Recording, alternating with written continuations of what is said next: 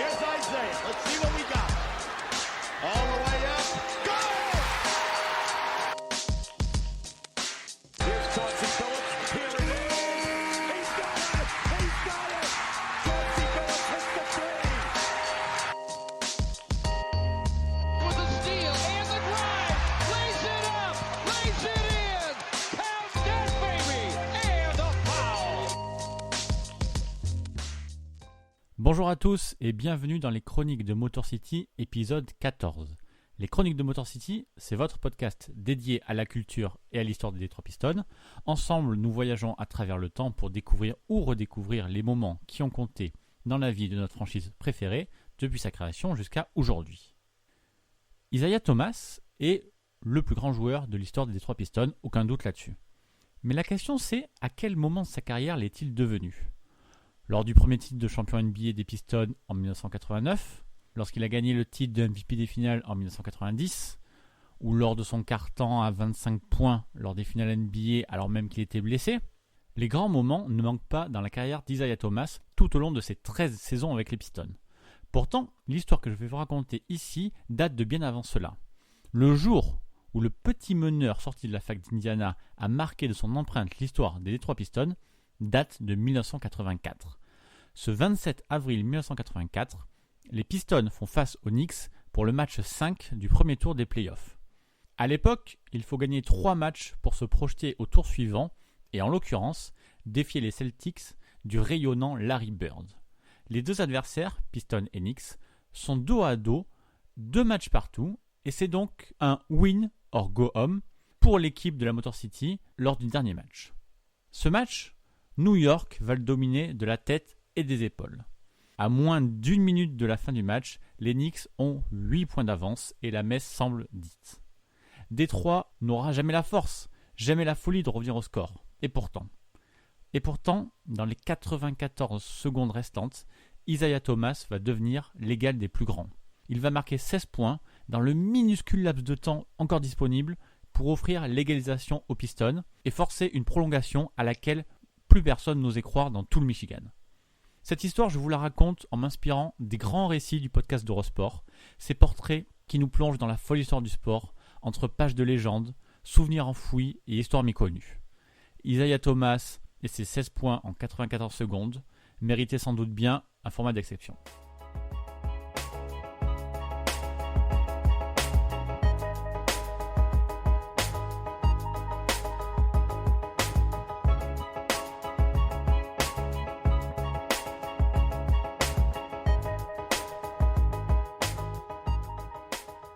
Les playoffs 1984 marquent déjà une grande étape pour les Pistons d'Isaiah Thomas. Pousser les Knicks de Bernard King au 5e match est vraiment une satisfaction pour les hommes du tout nouveau coach Chuck Daly.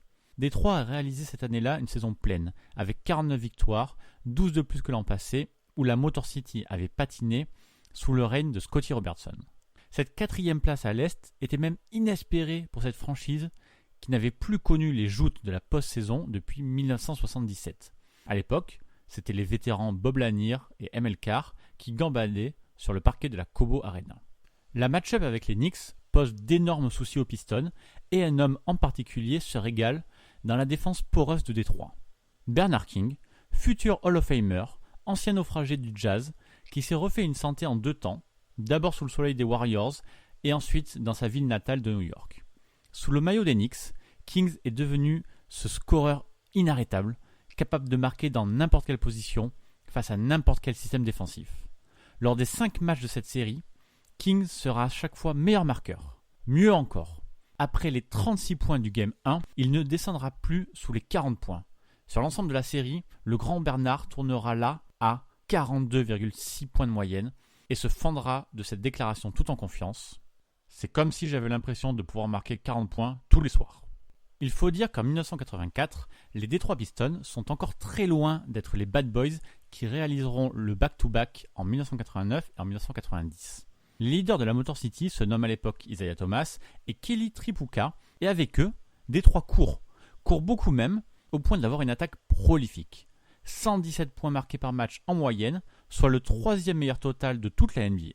Chuck Daly joue d'abord sur ses armes, Avec ce dragster d'Isaiah Thomas, il faut donc penser à marquer plus que l'adversaire. Plutôt ironique, quand on sait qu'en 1990, pour leur deuxième titre, les Bad Boys marquaient 13 points de moins par match, mais ils étaient la meilleure défense de la ligue. Ce simili run and gun doit surtout beaucoup au personnel disponible. Au cours de ces playoffs 1984, trader Jack McCloskey n'avait pas encore fait venir les Joe Dumars, Dennis Rodman, Rick Mahorn, John Salley, James Edwards ou Mark Aguirre, c'est-à-dire le noyau de ce qui fera bientôt les inoubliables Bad Boys.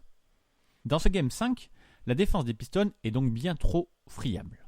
Bernard King a certes un doigt disloqué et la grippe, mais rigole de la faible opposition. Ce 5e match n'est donc pas encore l'un des plus grands matchs des playoffs NBA, mais Isaiah Thomas va bientôt s'en charger. Mais pour l'instant, King marque un nouveau panier facile et Détroit est mené 98-106. Il reste 96 secondes à jouer et ce match-là de 8 points semble être un gouffre bien trop profond pour tous ces jeunes Pistons. Un seul homme n'a pourtant pas abdiqué dans la Motor City et il se nomme évidemment Isaiah Thomas. Même s'il n'est que dans sa 3e année NBA, Isaiah a déjà conquis les plus indécis. Et 8 points de retard, même s'il ne reste qu'une poignée de seconde au chronomètre, c'est un obstacle que le meneur peut facilement surmonter. Il faut dire que Thomas en a vu d'autres, et ça depuis bien longtemps. Issu d'une famille plus que modeste, Isaiah Thomas a dû se battre dès son enfance pour ne pas être aspiré dans les bas-fonds de Chicago, où les gangs, la drogue et la prostitution sont le quotidien. Et pour combattre toutes ces difficultés, Isaiah Thomas n'a pas pu compter sur son père, qui l'a abandonné à sa naissance. Heureusement, les dieux du basket se sont posés sur le berceau d'Isaiah Thomas, et le talent inné balle en main du futur numéro 11 des Pistons lui permet de quitter les rues sales de la Windy City et de filer jusqu'en NCAA, où il fait le bonheur d'Indiana. Ces 2 saisons à l'université prouveront à quel point le meneur est de la race des plus grands, lui qui est élu meilleur joueur du tournoi NCAA après le triomphe d'Indiana face au North Carolina de James Worthy.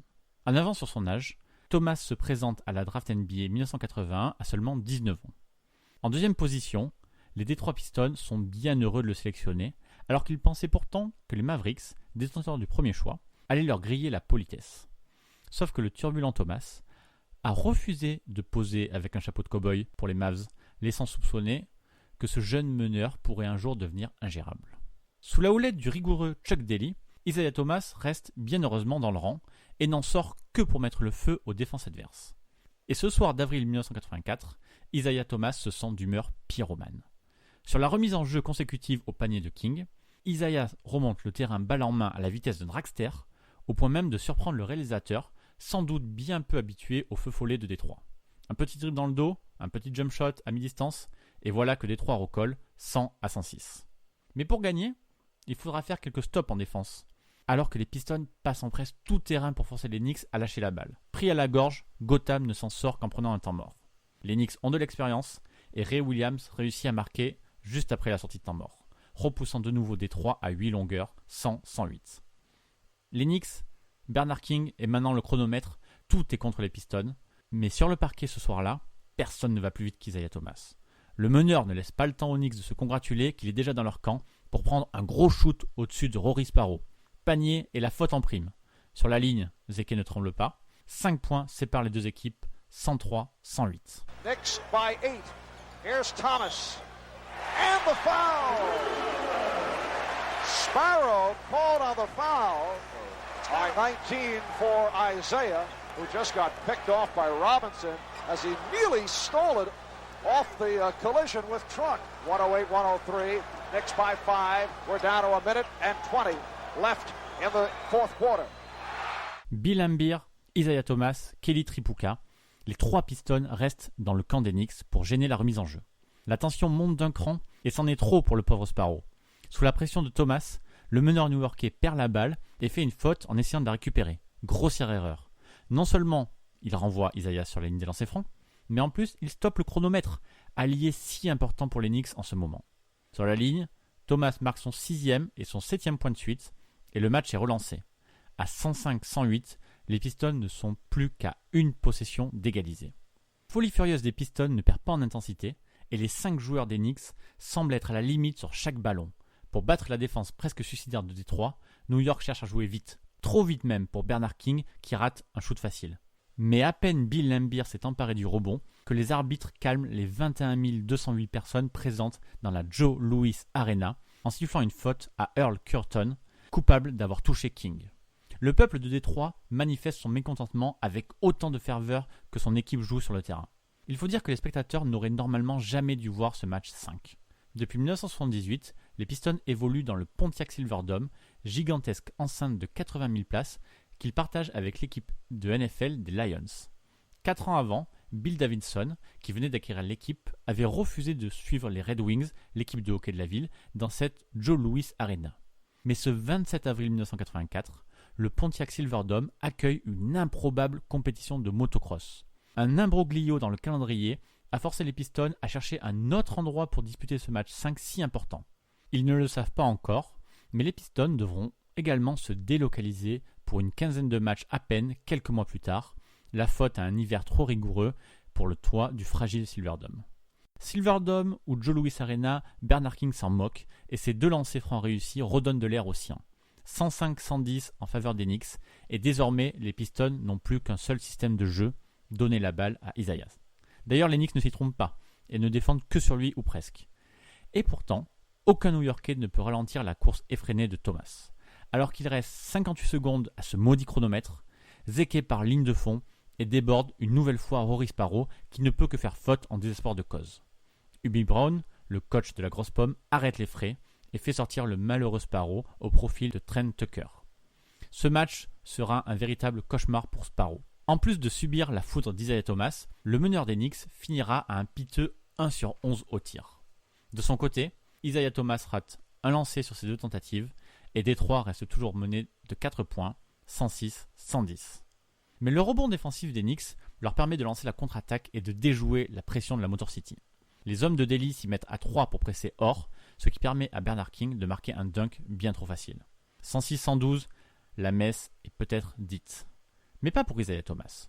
Avec l'énergie du désespoir, Thomas continue son show. Le petit meneur s'infiltre autour de 4 joueurs dans la raquette et marque un lay-up alors qu'on lui retient le bras.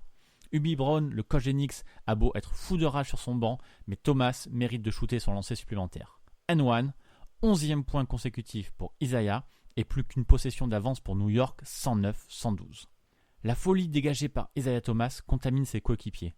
Et c'est désormais tous les Pistons qui sont possédés, laissant leur ultime force dans la bataille.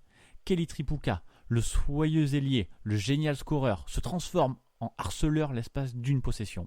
Dans le camp des Knicks, il gêne la progression de Louis Orr et le pousse à mettre un pied sur la ligne.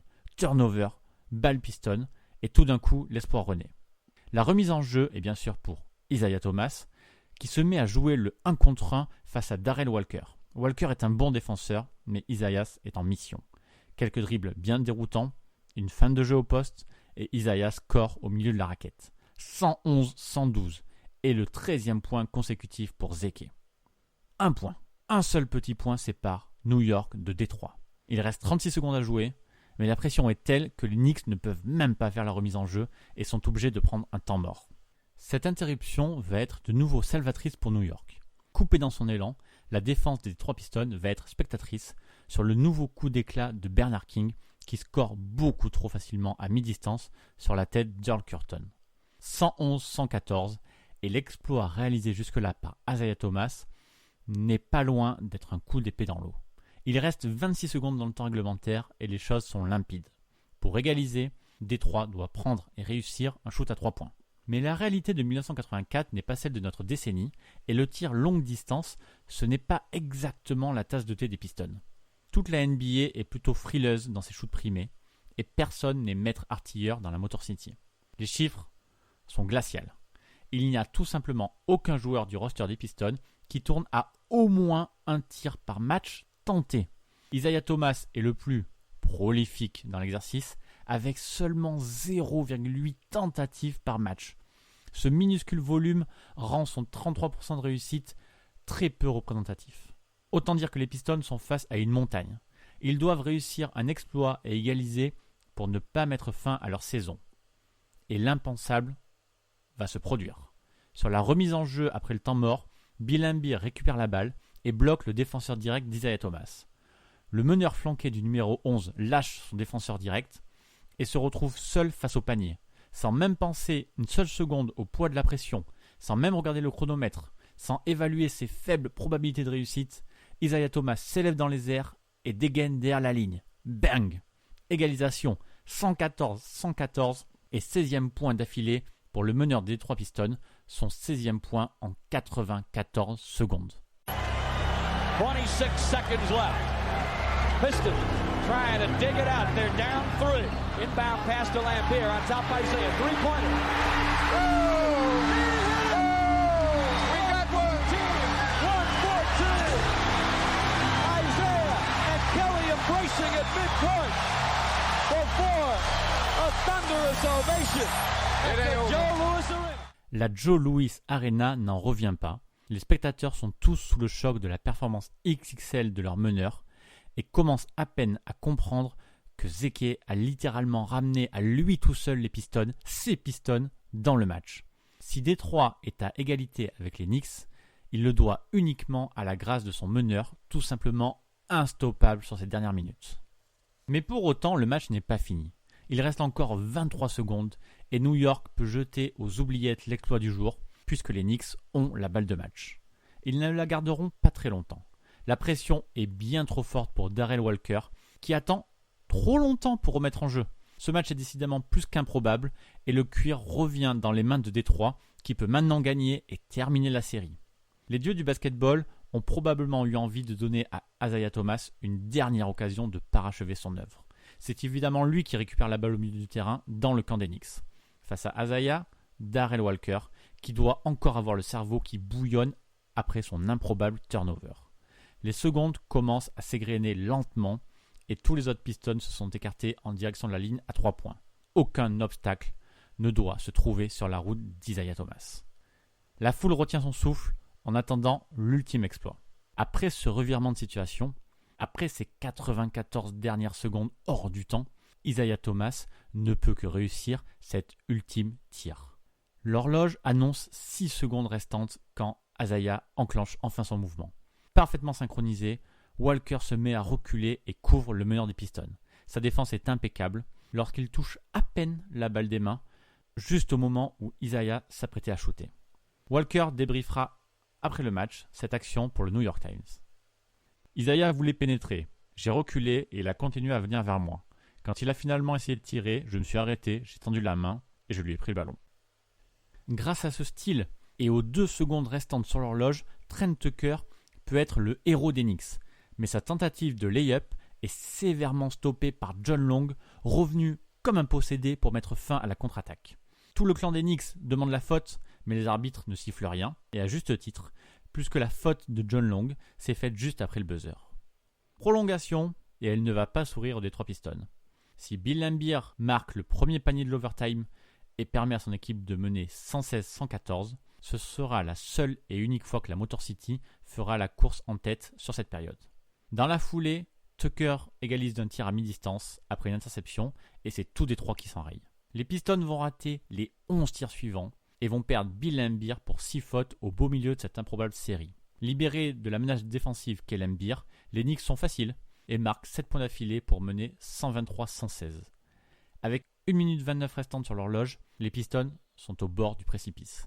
Cette situation, les hommes de Chuck Daly s'y sont déjà confrontés et avaient remis leur destin dans les mains d'Isaiah Thomas.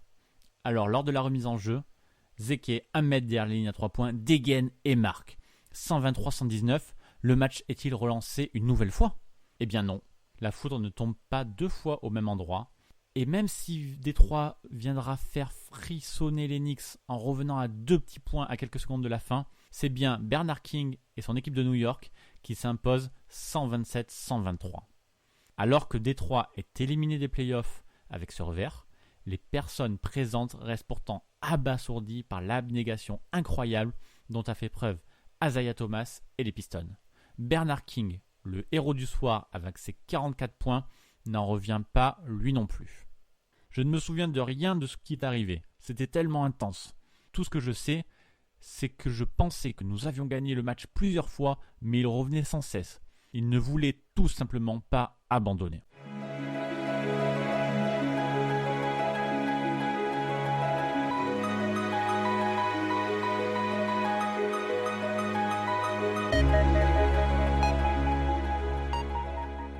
Le comeback initié par les 16 points d'Isaiah Thomas s'est donc révélé inutile à cause de la défaite des Pistons.